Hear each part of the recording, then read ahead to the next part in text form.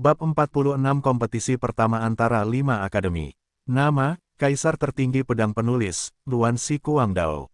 Plus matikan mengatur ulang. Pasukan pemadam kebakaran hanya membutuhkan waktu kurang dari 1 jam untuk mengeruk 1/18 Ren Meridian dan tiba di Zhongji, bukaan pertama Ren Meridian.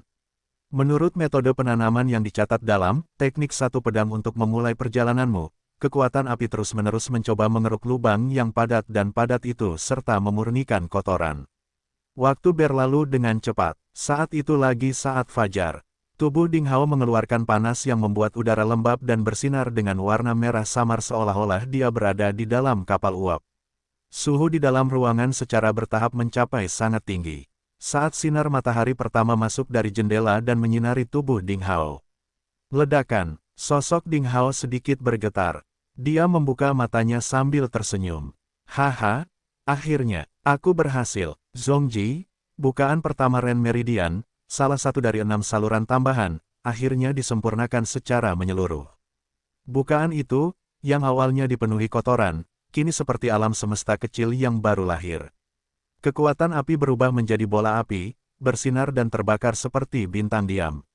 Kekuatan gelap terbang di Zhongji dalam jalur sirkulasi sistemik dengan kecepatan 10 putaran per detik. Sebuah pemikiran muncul di benak Ding Hao. Fiuh, nyala api kecil muncul di telapak tangan kanannya, seperti peri kuning yang berkedip-kedip. Nyala api ini tampaknya tidak memiliki kekuatan apapun, tetapi suhunya sangat tinggi, cukup untuk melelehkan perunggu dalam sekejap. Ada banyak manfaat setelah menyempurnakan Zhongji, kepala Ren Meridian. Ini tidak hanya berarti bahwa Ding Hao dapat mengendalikan api tertinggi, tetapi juga bahwa dia telah menjadi orang unik yang belum pernah terjadi sebelumnya dengan 2 jenis benih dalam 2 sifat yang kontradiktif.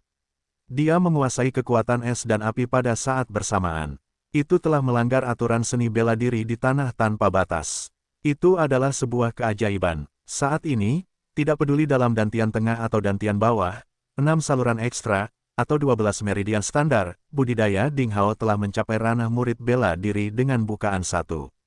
Keuntungan dari alam ganda adalah meskipun Ding Hao adalah murid bela diri dengan 1 bukaan, kekuatan tempur aslinya sama kuatnya dengan kekuatan murid bela diri dengan 2 bukaan. Jika dia bertarung dengan seseorang, dia pasti akan menjadi blockbuster. Saya tidak punya pisau yang bagus, atau saya bisa berlatih teknik pedang sekarang. Ding Hao mengangguk puas. Dantian menengahnya yang memiliki 6 hingga 7 tingkat telah mencapai ranah murid bela diri dengan 1 lubang, yang telah memenuhi persyaratan budidaya makhluk suci pedang dan pedang. Dia bisa terus mengembangkan kekuatan es dari dantian bawahnya. Setelah itu, keterampilan pedangnya akan ditingkatkan dan kemudian dia akan memiliki kemampuan untuk mengeruk bukaan laut takdir, bukaan kedua saluran tangan pertama Shaoyin, salah satu dari 12 meridian standar. Ding Hao tidak bermaksud membocorkan rahasia bahwa dia sedang mengembangkan 6 saluran tambahan di sekitar dantian tengahnya. Ini akan menjadi bom besar jika hal itu terungkap dan dia akan menghadapi risiko serius untuk diuji sebagai tikus putih kecil. Lagi pula, sungguh menakjubkan bahwa dia bisa mengembangkan sistem Qi kedua di dalam tubuhnya. Saat itu, Zhang Fan mengetuk pintu tepat waktu. Sekali lagi waktunya sarapan. Hari ini, suasana hati si pemburu sedang bagus. Saya akhirnya merasakan keberadaan Qi. Zhang Fan berkata dengan penuh semangat dalam perjalanan ke ruang makan. Setelah beberapa hari berkultivasi pada kitab suci pencarian pedang Taixuan, selain instruksi rincin dari Ding Hao, bocah pemburu itu akhirnya merasakan aliran udara di dalam dantiannya untuk pertama kalinya. Meski sangat lemah, baginya, dia seperti akhirnya melihat matahari, kemungkinan memadatkan benih kekuatan gelap dan mengendalikan kekuatan gelap. Aku sudah bilang padamu bahwa kamu bisa melakukannya. Ding Hao juga ikut berbahagia untuknya. Besok adalah kompetisi antara 5 akademi. Konon selain para tetua inti luar, ada banyak tetua inti dalam yang akan datang untuk menonton pertandingan. Ini akan menjadi acara akbar. Kakak senior Ding, kamu petarung unggulan dari Akademi Kaos Hijau Timur kita. Apakah kamu siap? Zhang Fan bertanya dengan penuh semangat. Ding Hao tersenyum dan berkata, saya tidak terlalu percaya diri. Bagaimanapun, pasti ada banyak murid yang hebat di antara 2000 murid. Saya hanya bisa melakukan yang terbaik. Kakak senior Ding, kamu yang terbaik. Zhang Fan sangat percaya diri pada Ding Hao. Beberapa saat kemudian, keduanya datang ke ruang makan. Di depan pintu, Ada hampir 100 murid Akademi Timur berkemeja hijau menunggu dengan penuh harap. Dalam 2 hari terakhir, Ding Hao telah bertukar pengalaman kultivasinya dengan banyak dari mereka, yang sangat bermanfaat bagi mereka, sehingga semakin banyak murid Akademi Timur yang memperlakukan Ding Hao dengan hormat. Setiap pagi, semakin banyak murid yang menunggu di ruang makan untuk mendiskusikan pengalaman kultivasi dengan Ding Hao dan menanyakan berbagai pertanyaan kepadanya. Bagaimana kabarmu, kakak senior Ding? Halo, kakak senior Ding. Pergi dan ambilkan kakak senior Ding hidangan terbaik. Aku akan membayarnya. Cepat. Penonton tiba-tiba heboh. Suatu hari kemudian, hari kompetisi yang ditunggu-tunggu antar 5 akademi akhirnya tiba. Pada pagi hari ini, para murid Akademi Timur berkemeja hijau berkumpul di lapangan bela diri. Setelah mendengarkan pidato penyemangat Wang Juefeng, yang terdengar cukup kasar, mereka pergi ke aula latihan senjata luar dalam formasi. Aula latihan senjata bagian luar adalah tempat bagi semua murid sekte pencari ilmu pedang untuk mengadakan kompetisi persahabatan dan menyelesaikan perselisihan mereka. Gerbang utamanya, dari rendah hingga tinggi, dibagi menjadi 6 area tangga. Para murid nominal tinggal di area langkah pertama, dan aula latihan senjata luar terletak di area langkah kedua. Itu adalah alun-alun terbuka dengan area yang luas. Ada 50 arena yang terbuat dari platform bluestone. Mereka memiliki ukuran yang berbeda-beda dan dikelilingi oleh pepohonan berusia berabad-abad dan berbagai patung prajurit bela diri. Itu sungguh luar biasa. Ketika Ding Hao dan murid muda lainnya dari Akademi Kaos Hijau Timur tiba, banyak orang sudah berkumpul di sana. Ada beberapa tetua yang datang untuk memimpin kompetisi ini, beberapa murid generasi ketiga atau keempat yang datang untuk menonton pertandingan, beberapa murid inti, staf yang menjaga ketertiban, dokter yang siap merawat mereka yang terluka selama pertempuran, tulisan laki-laki, dan pengrajin untuk pemeliharaan platform. Ada lautan manusia, dan sangat ramai. Kebanyakan dari mereka adalah murid nominal dari 5 akademi. 2.000 murid berjubah prajurit biru, merah, ungu, kuning, dan putih menjadi protagonis acara hari ini, terutama para pemain unggulan yang dipilih oleh 5 akademi, yang bersemangat untuk terjun ke atas ring untuk tampil bagus, menang, perhatian para orang tua. Setelah sekitar 15 menit, bel kuno yang merdu berbunyi di seluruh gunung pencari ilmu pedang. Semburan asap harum menyelimuti seluruh tempat latihan senjata. Di sisi jauh gunung, tiba-tiba ada pita yang berkedip-kedip, lalu ada aura yang sangat kuat dan cahaya pedang yang buas menembus langit. Kemudian, pita itu jatuh di platform besar nomor 1 yang tertinggi dan paling khusyuk. Di tengah zona latihan senjata, master yang memimpin kompetisi telah tiba.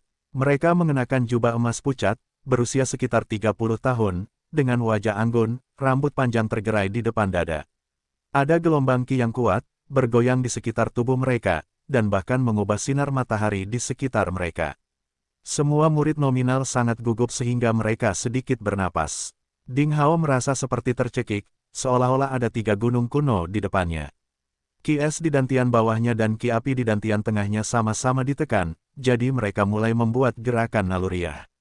Mereka mulai mengalir deras di meridian dan lubang sebagai perlawanan. Seperti guntur, mereka melawan secara naluriah. Dia bergegas menekan kedua kekuatan itu dengan sisa energinya untuk menstabilkan ki secara perlahan. Mengerikan. Ketiga tingkat kultivasi itu pasti lebih dari sekedar Grandmaster bawaan. Mereka pasti telah mencapai alam yang luar biasa. Pakar dari sekte pencari ilmu pedang sama lazimnya dengan awan. Ding Hao diam-diam mengaguminya. Huff, mereka hanyalah sekelompok orang kecil di alam Grandmaster Agung.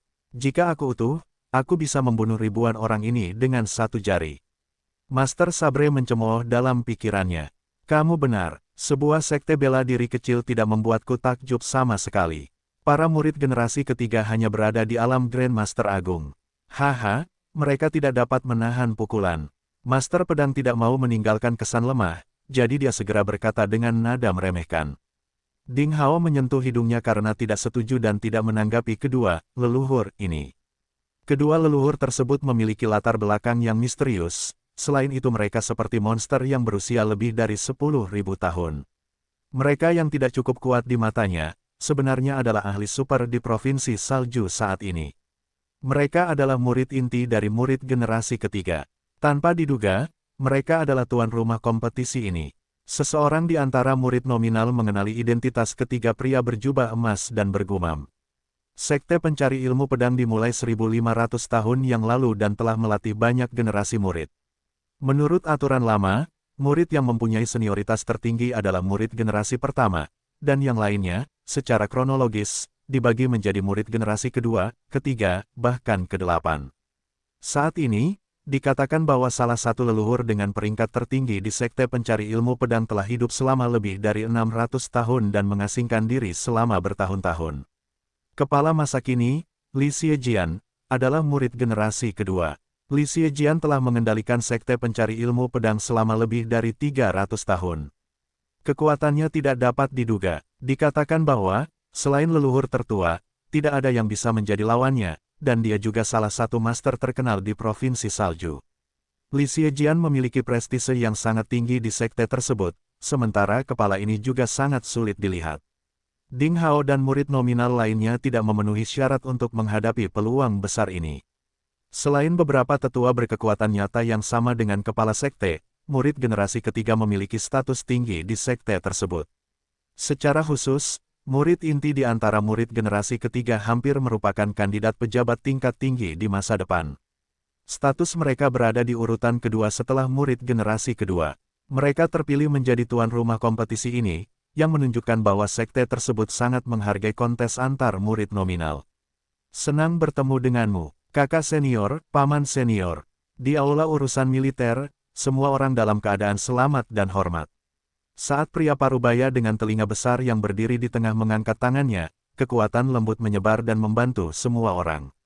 Berdiri, pria ini penuh kekuasaan dan keagungan, dan matanya seperti api yang menyala-nyala. Tidak ada yang berani memandangnya. Dia memandang semua murid dan sedikit mengangguk. Kompetisinya dimulai dari sekarang. Saya harap kalian semua bisa memperhatikan kompetisi ini dan tampil maksimal, menunjukkan kekuatan dan pengaruh. Jangan biarkan yang lebih tua, saudara-saudaramu, dan kepala tertunduk. Pembawa acara lain yang mengenakan jubah emas pucat mengumumkan. Selanjutnya, pembawa acara terakhir membacakan beberapa aturan tentang hadiah, dan kemudian permainan resmi dimulai. Para pemain unggulan yang dipilih oleh masing-masing akademi, di bawah pengawasan lebih dari 2.000 murid nominal, perlahan-lahan keluar dan mencapai bagian bawah ring pertama untuk mengambil nomor masing-masing agar kompetisi dapat dikelompokkan. Pada tahap pertama, pria parubaya berjanggut panjang dan bertelinga besar tiba-tiba menjadi terkejut. Apakah ada yang salah, kakak senior Yin? Lucky, master 3 generasi yang belum pernah berbicara sebelumnya bertanya sambil tersenyum. Yin Yifei, seorang pria parubaya dengan wajah persegi dan telinga besar, menggelengkan kepalanya sedikit. Tiba-tiba ada perasaan yang sangat aneh. Seseorang di antara 50 pemain unggulan di bawah panggung memberi saya perasaan yang sangat aneh. Tapi saya tidak menemukan apapun ketika saya merasakannya dengan cermat. Apakah saya punya ilusi? Saya tidak percaya. Lucky sangat terkejut. Mungkin kakak senior Yin sudah terlalu tua atau ada yang salah dengan kultivasimu.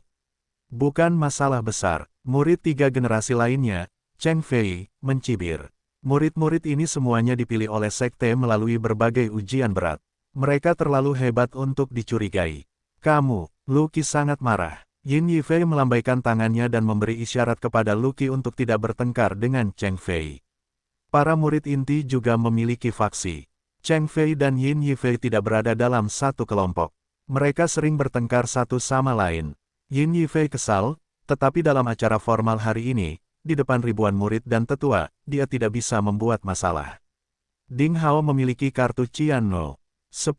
Setelah menyerahkan kartu itu kepada murid staf lainnya, dia untuk sementara kembali ke urutan murid Akademi Timur yang mengenakan kaos hijau, menunggu hasil akhir dari pertempuran tersebut.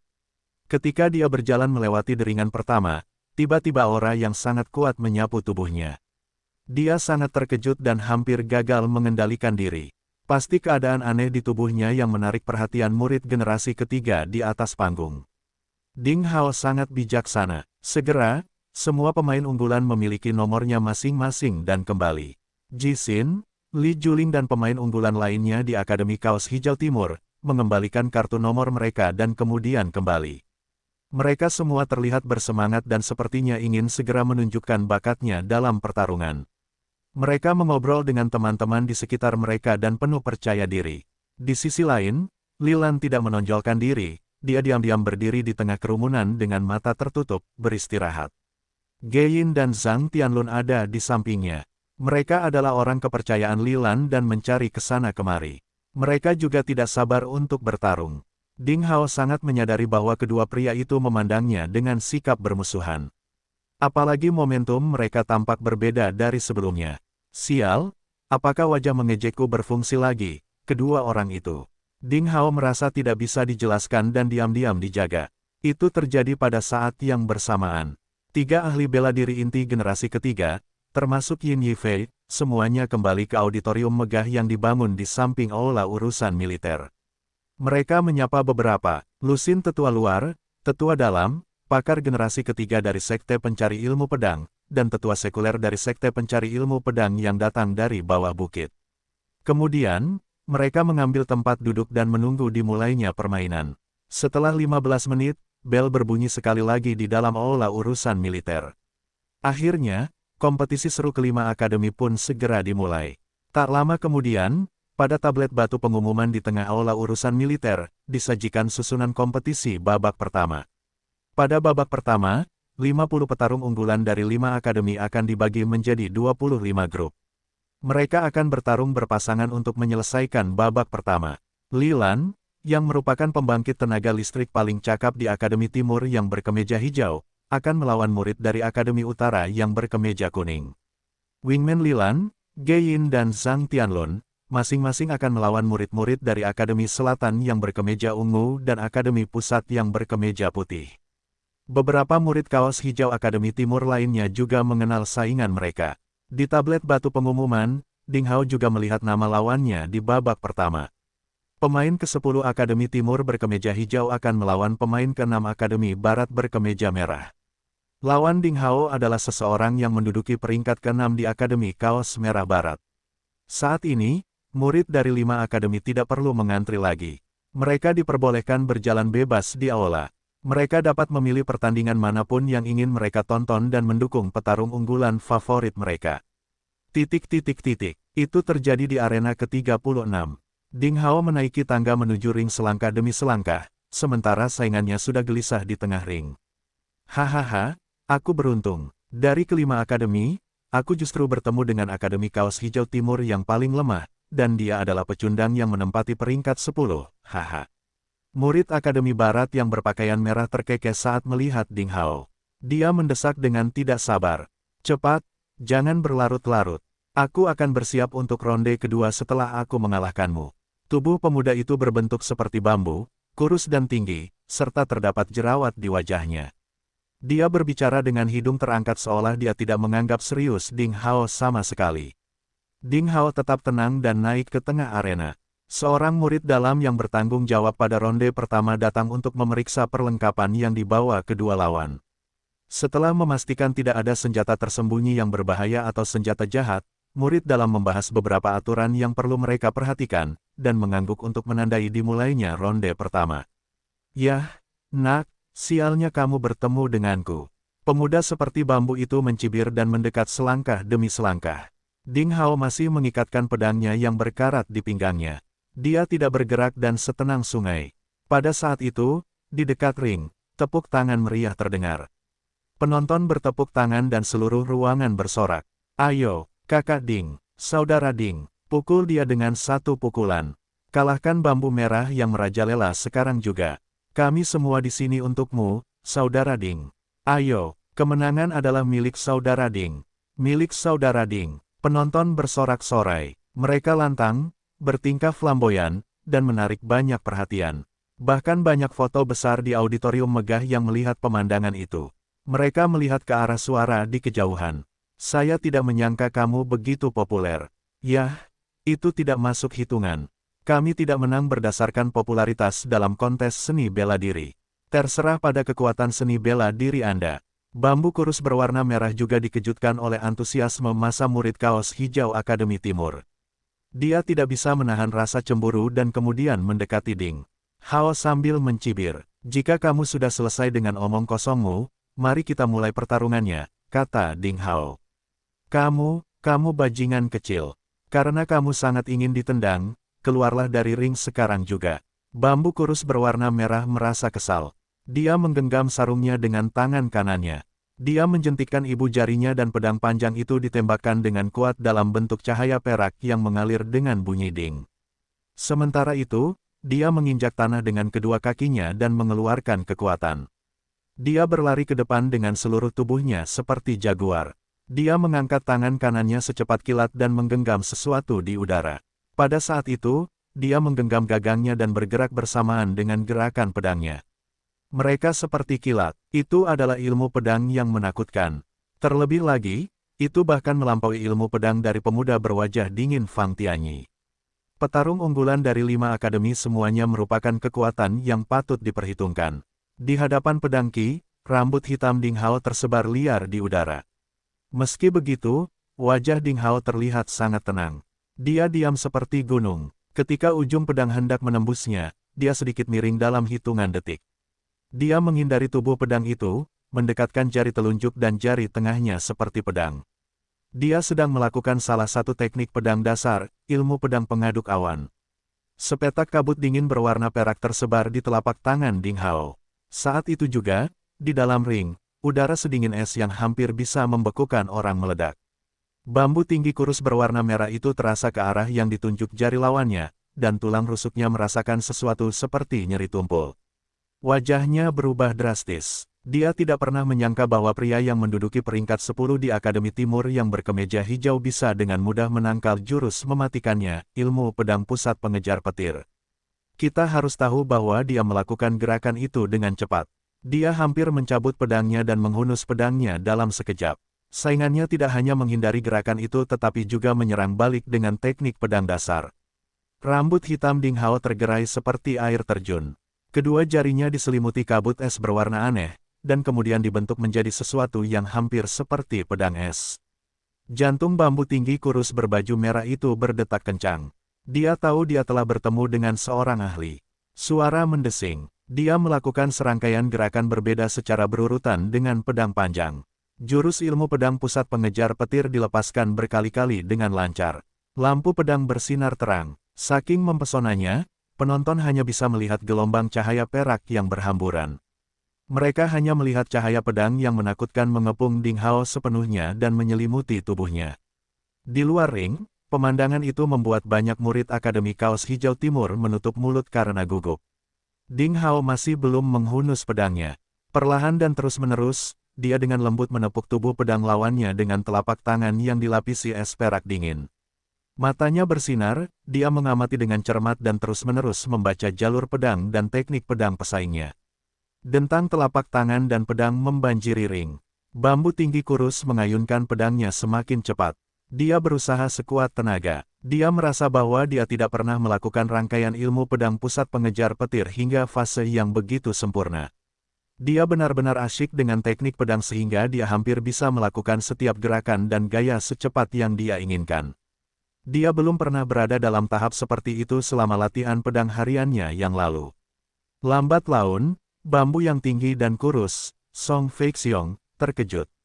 Mengetahui bahwa hambatan dan titik lemah yang biasa ia temui dalam latihan sehari-hari memudar. Teknik pedangnya dan gerakannya halus dan hampir sempurna. Apalagi penonton di luar ring juga terpesona dengan gerakannya. Haha, kakak senior kita, Song Feixiong, memang mampu. Kumpulan ilmu pedang pusat pengejar petir kelas menengah tingkat manusia yang dia lakukan ini sempurna. Kurasa murid kaos hijau Akademi Timur itu sudah kalah. Para murid kaos merah di sekitar Akademi Barat sedang berjalan di udara. Omong kosong, saudara Ding kita sengaja membiarkan dia menang untuk sementara. Lihat, saudara Ding belum menghunus pedangnya sampai sekarang. Sebagai penggemar nomor 1 Ding Hao, pemuda pemburu Zhang Fan segera membalas. Masih belum menghunus pedangnya. Kurasa dia tidak bisa menemukan kesempatan untuk melakukannya. Haha, itu benar. Seorang pendekar pedang bahkan tidak bisa menghunus pedangnya di depan lawannya. Sungguh memalukan bagi petarung unggulan Akademi Timur berkemeja hijau. Murid-murid kaos merah Akademi Barat tertawa terbahak-bahak. Kamu, Zhang Fan tidak fasih atau pandai berpikir. Karena itu, dia hanya bisa membalas dengan gigi terkatup. Kamu boleh bicara, aku akan lihat siapa yang terakhir tertawa. Benar, Tunggu dan lihat, saudara Ding, kita harus menendang keluar dari bambu tinggi kurus itu. Murid-murid Akademi Timur yang berkemeja hijau seperti Wang Xiaoqi dengan antusias mendukung Ding Hao dan memelototi murid-murid Akademi Barat yang berkemeja merah. Di tengah pertengkaran mereka, perubahan dramatis terjadi di atas ring. Dentang, dentang sedih tiba-tiba terdengar di dalam seluruh ring. Terlebih lagi, aliran udara sedingin es dari cahaya pedang berhenti pada saat itu juga. Semua orang mengangkat kepala ke arah suara, hanya untuk melihat bambu tinggi kurus berbaju merah, Song Feixiong, berteriak kaget dan mundur selusin langkah jauhnya. Dia memasang ekspresi terkejut dan menatap Ding Hao dengan tidak percaya. Song Feixiong, pada suatu saat, membiarkan pedang panjang di tangannya tergelincir ke tanah. Pedang itu tertancap di ubin hijau arena, masih bergemuruh dan bergetar. Di luar ring, di bawah panggung, pertengkaran antara murid-murid dari Akademi Timur dan Barat tiba-tiba terhenti. Saudara Ding menang. Zhang Fan adalah orang pertama yang datang dan kemudian berteriak dengan antusias. Haha, aku tahu itu. Kakak Ding pasti menang. Kemenangan adalah milik saudara Ding. Hore, kita menang. Hahaha. Murid-murid dari Akademi Kaos Hijau Timur melompat kegirangan. Bagaimana ini bisa terjadi? Saudara Song Feixiong jelas-jelas lebih unggul. Apa yang terjadi? Murid-murid Kaos Merah Akademi Barat yang menunggu kemenangan yang diharapkan dengan gembira semuanya saling menatap dengan kaget. Mereka tidak percaya dengan apa yang mereka lihat. Hasilnya terlalu cepat berubah, itu hampir tidak bisa dipercaya. Itu terjadi di dalam ring, di atas panggung. Kamu menang. Song Feixiong dari bambu yang tinggi dan kurus terlihat pahit. Baru setelah dia didorong oleh kekuatan Ding Hao, dia menyadari bahwa seluruh lengan kanannya yang dia gunakan untuk memegang pedang ditutupi kabut es berwarna perak. Dia merasa mati rasa di otot, dan penyumbatan ki di dalam tubuhnya. Itu karena dia telah dirasuki oleh ki dingin saingannya. Hingga saat ini ia baru menyadari bahwa kekuatan lawannya jauh melebihi dirinya. Saat itulah Song Feixiong dengan getir melihat lawannya, dari awal hingga akhir, tidak bergerak sedikit pun. Ini dengan jelas menunjukkan bahwa meskipun cahaya pedang membanjiri seluruh panggung, dan ilmu pedang pusat pengejar petir miliknya tampaknya lebih unggul selama ronde tersebut, pada kenyataannya, mereka tidak melukai Ding Hao sedikit pun. Meski begitu, Song Feixiong juga menyadari sesuatu. Memikirkan bagaimana dia menerobos dan memahami teknik pedang selama pertarungan, Song Feixiong merasa lebih terkejut. Akibatnya, dia menemukan bahwa Ding Hao tampaknya memiliki aura yang sangat aneh, yang dapat dengan mudah membawa Song Feixiong ke tahap teknik pedang yang mendalam dan mengatasi hambatan yang sudah lama ada. Perasaan luar biasa yang sulit dia gambarkan. Song Feixiong berbalik dan menarik pedangnya. Dia mengambil kembali sikap merajalela yang dia lakukan sebelumnya dan memberi hormat dengan tangan terlipat penuh hormat. Ia berkata, putaran bersamamu membuatku mencapai tingkatan baru dalam ilmu pedang pusat pengejar petir dan menerobos. Aku tidak perlu mengeluh mengenai hasilnya. Dan kamu benar-benar layak untuk menang. Kamu kuat. Ding Hao mengangguk sebagai jawaban. Teknik pedangmu juga bagus. Sebenarnya alasan mengapa Ding Hao tidak melakukan pertarungan cepat adalah karena dia ingin melihat dan membaca teknik pedang lawan. Ilmu pedang pusat pengejar petir adalah teknik pedang kelas menengah tingkat manusia, jauh lebih unggul dari teknik pedang dasarnya, pedang silang cepat. Ding Hao telah menonton 4 hingga 5 kali sebelum dia secara kasar mengingat gerakan seluruh set. Adapun teknik katalis ki koordinasi spesifik, dia perlu mengerjakannya. Meski begitu, dia telah memperoleh banyak hal. Suatu hari nanti, aku akan berdiri di depanmu lagi. Aku akan membuatmu harus menghunus pedang panjangmu untuk melawanku saat itu. Song Feixiong terlihat serius dan berkata, kekuatanmu memang cukup kuat, namun masih banyak ahli lain di 5 petarung unggulan akademi. Hati-hati, kuharap kamu bisa melangkah lebih jauh dalam game ini. Murid Akademi Barat yang merajalela ini sangat terkesan dengan ketenangan Ding Hao dan diam-diam ingin Ding Hao memenangkan permainan. Setelah menyelesaikan kata-katanya, dia melompat dan turun dari ring. Ding Hao dari Akademi Kaos Hijau Timur menang. Seorang wasit di atas panggung mengumumkan hasilnya dengan lantang. Di bawah panggung, murid-murid dari Akademi Kaos Hijau Timur bersorak-sorai. Ding Hao kembali ke Akademi Timur Zona Kaos Hijau, hanya untuk menemukan bahwa sebagian besar putaran pertama untuk kelima akademi telah berakhir. Dari 10 petarung unggulan Akademi Kaos Hijau Timur, 6 tersingkir di babak pertama seperti yang diharapkan, hanya 4 orang yang menang. Selain Ding Hao, pemenang lainnya adalah Li Lan dan bawahan kepercayaannya, Ge Yin dan Zhang Tianlun. Kemenangan Li Lan dan Ding Hao pada dasarnya diharapkan oleh banyak orang. Pertama, Ding Hao telah memberinya reputasi sebelumnya dan telah menunjukkan beberapa teknik pedang yang sangat unggul. Murid-murid Kaos Hijau Akademi Timur sangat yakin dengan kemenangannya. Kedua, latar belakang Li Lan sangat misterius. Ia menerapkan sikap percaya diri dalam kehidupan sehari-hari dan biasanya tidak repot-repot menyerang lawannya untuk kedua kalinya. Selama kontes seleksi seni bela diri sebelumnya untuk petarung unggulan, dia menilai semua orang sebagai kandidat yang sangat berkualitas. Namun kemenangan Ge Yin dan Zhang Tianlun mengejutkan banyak orang. Toh, saat kontes seleksi petarung unggulan, mereka tidak menonjol. Namun, mereka tetap menang. Selain itu, pemukulan Zhang Tianlun terhadap lawan dari Akademi Pusat Berkemeja Putih mengejutkan banyak orang. Hampir semua orang mengira mereka beruntung dan bertemu dengan beberapa rival yang lemah. Hanya guru laki-laki yang sinis yang bertanggung jawab, Wang Juefeng, yang dengan tajam membedakan bahwa, di mata Zhang Tianlun dan Ge Yin, bercak Qi ungu mengalir di kedalaman. Itu tidak wajar, jelas merupakan tanda telah meminum ramuan katalis kekuatan untuk meningkatkan kekuatan sementara. Pria sinis itu menggelengkan kepalanya dan tidak bertanya lebih jauh. Memang benar, seseorang dapat meningkatkan kekuatannya secara signifikan dengan obat mujarab dalam waktu singkat. Namun, mereka mungkin akan merasakan dampaknya. Namun demikian, seseorang harus menapaki jalannya sendiri. Sebagai guru yang bertanggung jawab, dia hanya menangani praktik sehari-hari para murid dan cetak biru umum untuk pengembangan pribadi mereka, tidak pernah menangani masalah pribadi banyak murid yang ada dalam daftar tunggu. Wah, aku tidak menyangka. Setelah ronde pertama, beberapa dari kalian masih tersungkur. Kalian berempat benar-benar berhasil dan mencetak 4 poin. Yah, aku tidak menyangka itu akan terjadi, haha. Tapi kamu bisa, jangan terlalu bangga sekarang. Saya kira kamu juga tidak akan beruntung di putaran kedua. Sekarang, bersiaplah untuk ditendang. Pria sinis itu selalu berbicara seperti itu, seolah ingin orang-orang membencinya.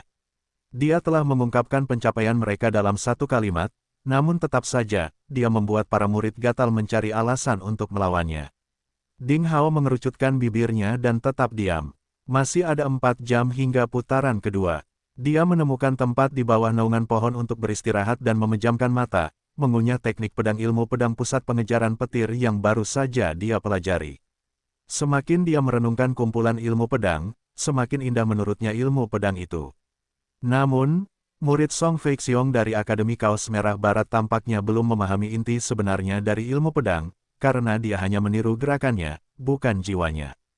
Pada saat yang sama, beberapa lusin murid dari Akademi Kaos Hijau Timur, termasuk Zhang Fan, berkumpul di sekitar Ding Hao dalam lingkaran, untuk mencegah gangguan apapun. Ding Hao sedang beristirahat untuk persiapan putaran kedua kontes seni bela diri. Ding Hao benar-benar berhasil mencapai babak berikutnya. Dari kejauhan, Ge Yin tidak begitu yakin dengan kemenangan Ding Hao. Dia hanya beruntung dan bertemu dengan Akademi Barat yang terdiri dari orang-orang bodoh berbaju merah. Rupanya, Zhang Tianlun juga tidak puas dengan hasilnya. Meskipun mereka semua adalah murid dari Akademi Kaos Hijau Timur, kemenangan Ding Hao entah bagaimana telah mencuri perhatian yang seharusnya hanya menjadi milik mereka. Oleh karena itu, persiapan dan plot mereka sebelum pertandingan mengalami beberapa perubahan yang tidak terduga. Jangan pedulikan dia, kalian berdua istirahat untuk mempersiapkan putaran kedua. Dalam permainan seperti ini, kalian harus fokus pada diri sendiri. Duduk bersila bersama mereka, Li Lan sedikit membuka matanya dari meditasinya dan mengingatkan mereka dengan alis berkerut. Ya, kakak senior Li. Terima kasih telah mengingatkan kami. Ge Yin dan Zhang Tianlun sama-sama menggigil dalam hati dan segera mengumpulkan ki mereka untuk membangun kekuatan pertempuran mereka, sebagai persiapan untuk kontes putaran kedua. Sekali lagi, Li Lan menutup matanya. Bahkan, dia terkejut dan bahkan menyesali kemenangan Ding Hao juga. Dia telah berusaha keras untuk mendapatkan 2 power katalis eliksir dari seorang tetua dekat yang baru saja keluar dari pelatihan dan membiarkan Ge Yin dan Zhang Tianlun mengambilnya. Kekuatan mereka meningkat dalam waktu singkat, yang benar-benar membuatnya kehilangan harga yang mahal. Menurut rencana awal Li Lan, selama dia dan dua bawahan terpercayanya menonjol sendirian di ronde pertama. Mereka secara alami akan memenangkan kekaguman para murid dari Akademi Timur, sehingga menekan popularitas Ding Hao di Akademi Timur yang berbaju hijau. Kemudian, setelah kompetisi besar dari 5 akademi, dia akan berusaha keras dan dengan mudah menjadikan 400 murid di Akademi Timur di bawah komandonya, sebagai persiapan untuk dia menjadi kepala Akademi Kaos Hijau. Timur, siapa yang menyangka Ding Hao akan lolos ke babak kedua? Rencana Lilan gagal. Lilan menggelengkan kepalanya. Mau tak mau dia berpikir bahwa informasi yang dia kumpulkan tidak cukup rinci. Berada di posisi terbawah dari 5 akademi, semua murid dari Akademi Timur yang berkemeja hijau seharusnya tersingkir di babak pertama kecuali dia. Namun, Ding Hao, si kuda hitam, muncul dari ekstasinya. Tepatnya, Lilan tidak pernah menganggap serius Ding Hao sama sekali. Mereka telah menyelidiki latar belakang Ding Hao. Dia dulunya hanya seorang pelayan dari lingkaran luar sekte pencari ilmu pedang, dan telah gagal dalam ujian masuk 4 tahun berturut-turut. Pada tes terakhir, dia akhirnya bergabung dengan sekte tersebut secara kebetulan. Mereka tidak pernah menyangka bahwa pelayan yang rendah hati seperti itu tampaknya sangat menjanjikan. Yah, kamu tidak akan beruntung pada putaran berikutnya. Lilan mencibir dalam hatinya. 4 jam kemudian, putaran kedua kompetisi besar 5 akademi dimulai. Setelah tes putaran pertama, kelima akademi telah diberi peringkat. Akademi Kemeja Putih Pusat secara umum diakui sebagai yang terbaik dan berkinerja sangat baik. Selain yang dikalahkan oleh Zhang Tianlun, di antara 10 petarung unggulan, 9 di antaranya secara ajaib berhasil lolos ke babak kedua dengan perolehan 9 poin, secara kolektif berada di peringkat pertama. Akademi Selatan berkemeja ungu menempati posisi kedua, Liu Kuang dan 5 orang lainnya mengalahkan rival mereka sendiri dan secara kolektif mencetak 6 poin. Kemudian, Akademi Kaos Hijau Timur yang dianggap paling lemah, membuat semua orang ternganga. Karena performa kuat dari Ding Hao, Lilan, dan lainnya, mereka justru menyelamatkan akademi mereka dari posisi terakhir. Dengan 4 kemenangannya, mereka menempati posisi ketiga dengan 4 poin. Terakhir, Akademi Kaos Merah Barat dan Akademi Kaos Kuning Utara masing-masing memiliki 3 pemenang di putaran kedua kontes. Dengan 3 poin, mereka imbang di peringkat keempat. Saat itu, pada tablet batu pengumuman, disajikan susunan kompetisi putaran kedua. Saingan kedua Ding Hao, akhirnya muncul. Pemain ke-10 Akademi Timur berkemeja hijau akan melawan pemain ketiga Akademi Selatan berkemeja ungu. Lawan Ding Hao adalah pemain ketiga dari Akademi Selatan yang mengenakan kaos ungu. Apalagi Lilan juga bertemu lawan dari Akademi Selatan berkemeja ungu. Keberuntungan Geyin dan Zhang Tianlun akhirnya habis. Mereka berdua sebenarnya akan melawan pembangkit tenaga listrik dari aliansi terhormat 7 Akademi Pusat berkemeja putih. Saat mereka mengetahui berita itu, wajah mereka muram dan mereka tampak mengerikan. Pada saat yang sama, Ren Xiaoyao yang gemuk dari Akademi Utara dengan kemeja kuning membuat banyak orang iri. Orang ini sangat beruntung karena mendapat bye di babak ini. Ia menjadi orang yang paling beruntung di antara 25 orang tersebut, yaitu tidak perlu mengikuti kontes putaran kedua dan langsung masuk ke putaran ketiga. 24 orang sisanya mulai bertarung berpasangan lagi. Itu terjadi di arena ke-10. Seorang pemuda raksasa yang mengenakan jubah ungu dengan bangga melihat ke atas dan ke bawah ke arah lawannya, lalu dia terkekeh. Aku tidak menyangka kucing sepertimu bisa memasuki babak kedua. Aku Nan Mengzeng, siapa kamu, banci? Saya Lilan. Lilan mengumumkan namanya dengan tenang. Namun, kilau dingin muncul di dalam matanya, hanya sesaat.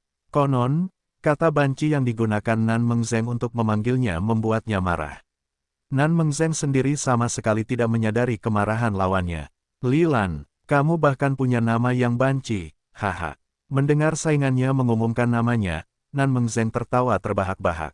Tepat ketika dia hendak berbicara lebih banyak, wajahnya tiba-tiba berubah secara dramatis. Pada saat itu, aura luar biasa menyapu ke arahnya. Sesosok manusia berlari, dan kemudian Lilan berada di sampingnya dalam sepersekian detik. Kecepatan seperti itu seperti kecepatan hantu, dan jauh melampaui kecepatan reaksi orang normal. Nan Mengzeng terkejut. Sebelum dia sempat bereaksi, telapak tangan putih dan halus dengan jari ramping menepuk dadanya dengan lembut. Engah, ketidakpercayaan muncul di mata Nan Mengzeng. Lawan kucing seperti dia benar-benar memiliki kekuatan yang luar biasa. Monster macam apa yang telah aku buat kacau? Ketika pikiran terakhir terlintas di benaknya, dia merasakan sesuatu yang manis jauh di tenggorokannya, dan kemudian darah muncrat dari mulutnya. Dia dikirim kembali terbang tanpa sadar seperti bola meriam. Akhirnya, dia mendarat dengan keras di tanah sejauh 30 hingga 40 meter. Kaki dan lengannya bergerak-gerak, dia pingsan total. Itu hanya satu pukulan. Lilan yang marah tidak menahan kekuatannya lagi. Dia telah menunjukkan kekuatannya yang menakutkan. Seperti T-Rex, dia telah mengirim saingannya terbang dengan satu pukulan lurus, dan lawannya adalah ahli di antara tiga teratas di Akademi Selatan dengan kaos ungu. Itu berada di bawah panggung.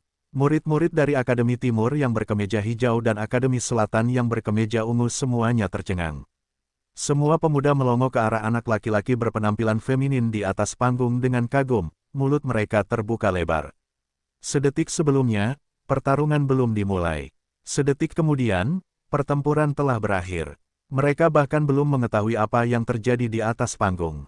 Lilan, dia memiliki kekuatan yang sangat kuat. Metode yang kejam. Lilan, akhirnya, Lilan mendapatkan reputasi, dan reputasi itu akan mengesankan semua orang yang mendengarnya.